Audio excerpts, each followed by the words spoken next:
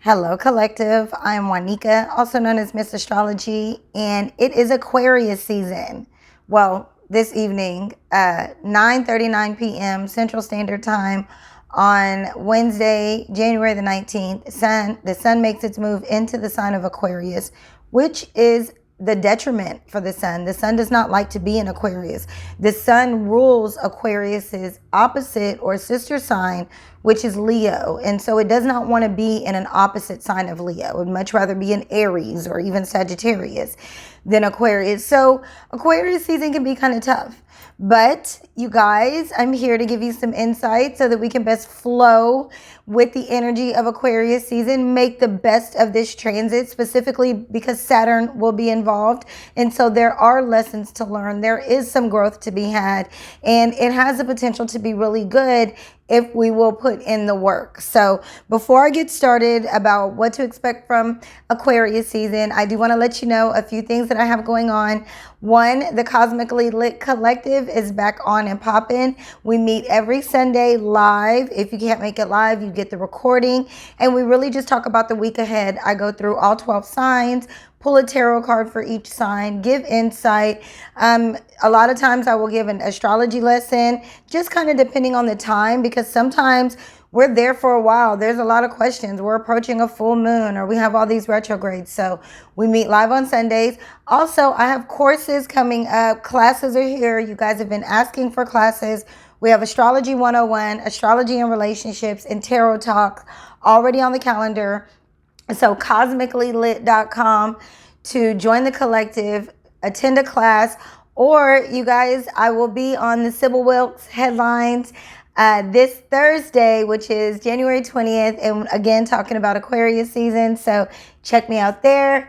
Get the newsletter, just cosmicallylit.com for everything that I have going on. So, okay, it's Aquarius season.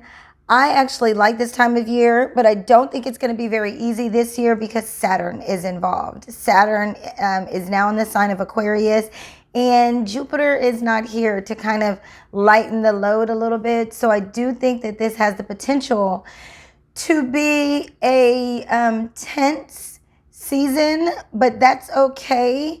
After this, once the sun goes into Pisces and meets Jupiter in Pisces, and Venus and Mars make their conjunction, we're going to start feeling really better.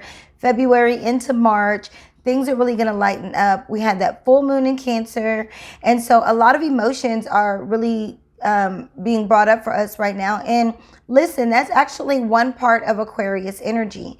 If you look at the glyph or the symbol for Aquarius, it's these two waves that are one on top of the other.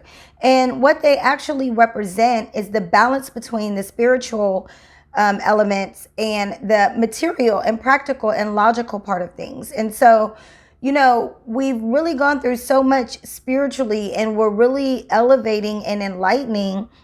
And this is a part of this season of where we're going into in Aquarius season, is really taking that spirituality and that enlightenment and that we've learned to flow with, and really being practical with it and putting it to work for us, and really using it, putting it to good use, because that is really what Aquarius wants to balance, the spiritual part along with the practical part, and the part that is really this feelings that the full moon in Cancer brought. It brought up feelings. It's bringing up emotions for us as we go into this year. Jupiter is in Pisces, really expanding our desire to be more spiritually in tuned and enlightened. And some sensitivities, some feelings have come up for us ever since, you know, that full moon. And now it's time for us to really take those lessons and those feelings.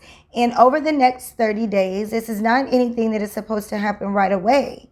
This is, the planets give us time, and they give us influence, and they give us energy for an amount of time to process these things, to process these emotions, and to really, now the processing part of them comes from that other part of the glyph, the wave, and the glyph of the logic, the lesson, the learning. What have we learned from this? And how can we then go on to contribute these lessons, both spiritual and practical, to the collective, because Aquarius is a sign that is all about humanity. It's all about groups. It's all about community. It's all about the collective. I like to call it the sign of gangs. So everything that Aquarius goes through, everything that Aquarius learns is really to share with the collective, to better and to bring this sense of I want perfection. I mean, it's hard to say perfection, but you have to remember that Aquarius is still co-ruled by Saturn, and Saturn is a planet that wants things very disciplined and structured and orderly and organized. And so Aquarius wants that as well, but it will use chaos and rebellion in order to make that happen, and in order to bring this sense of perfection, this sense of future perfection. This could be difficult because, for one, the lessons that Aquarius is teaching and the lessons that we are contributing to humanity right now, are called to contribute to humanity right now, come from a very vulnerable place, come from a very much a place that is our true self, our authentic individual self.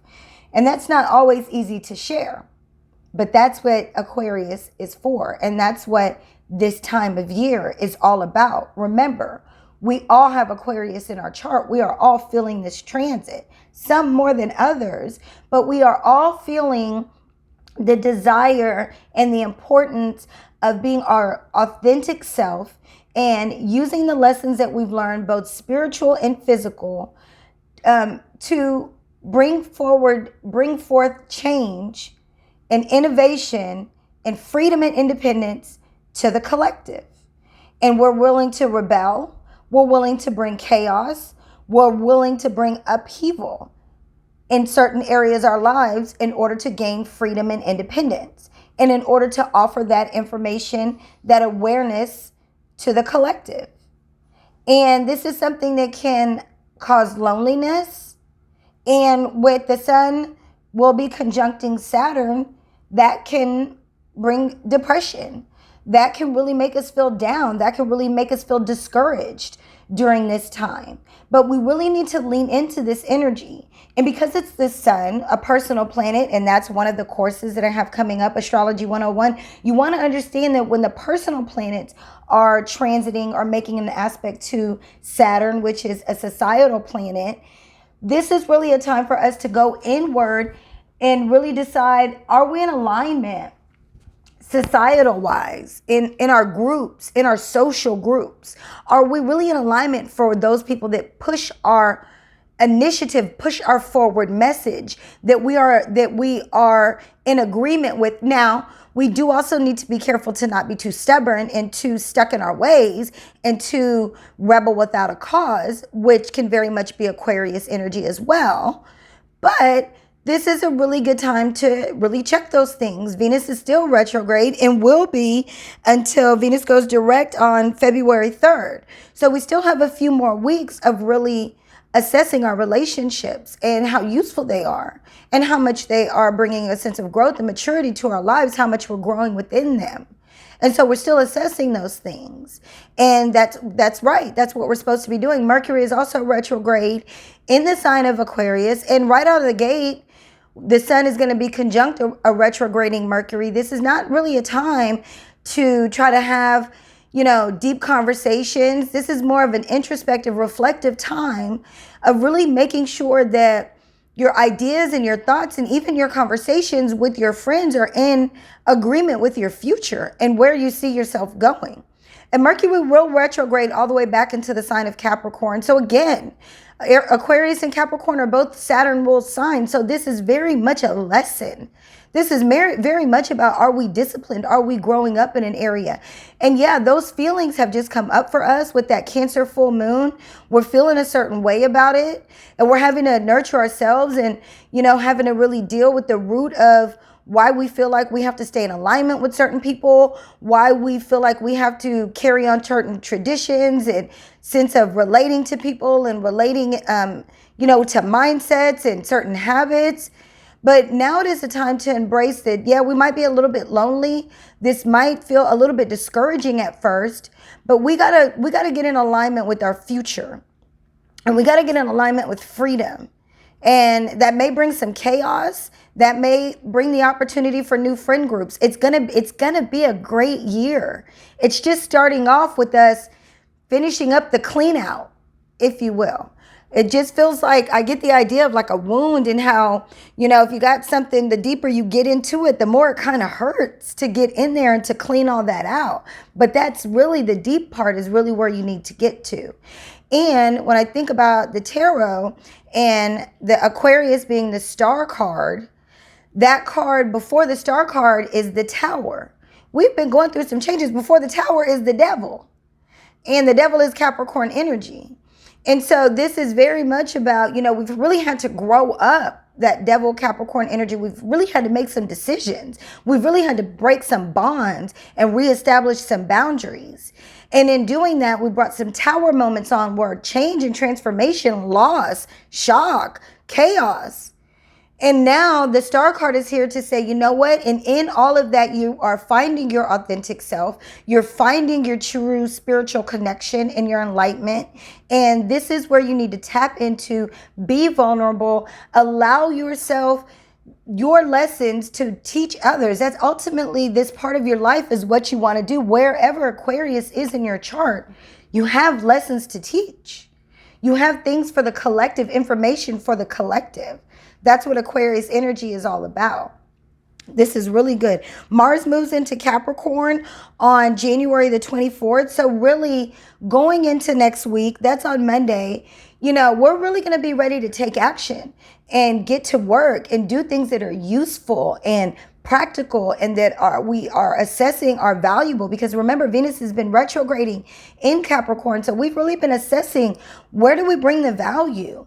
Where do we bring the longevity and the discipline? Where do we need more boundaries? And now we're really ready to take action. Mars is exalted in the sign of Capricorn. So this is really great energy for taking action, for accomplishing our goals, for getting to those higher level of achievements. We're going to do very well here.